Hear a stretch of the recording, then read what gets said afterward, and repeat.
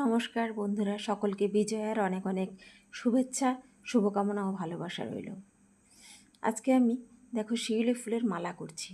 শিউলি ফুল একমাত্র এই সময়টাই ফোটে, এরপরে আর পাওয়া যাবে না।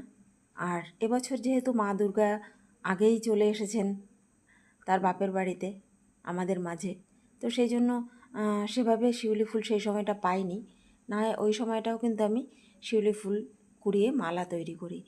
তো এটা আমি ছোট থেকেই পছন্দ করি, শিউলি ফুলের মালা তৈরি করা। তো যখন যেরকম ফুল পাই তবেই করি।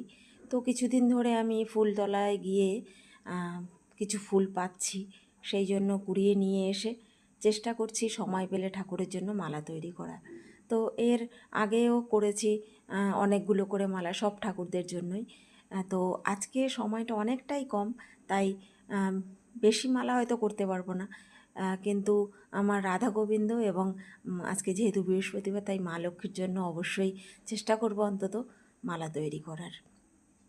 তো তোমরা কে কে পছন্দ করো এরকমভাবে শিউলি ফুলের মালা করতে, বা যে কোনো ফুল দিয়ে মালা তৈরি করতে, আর সেই মালা ভগবানের গলায় দিতে?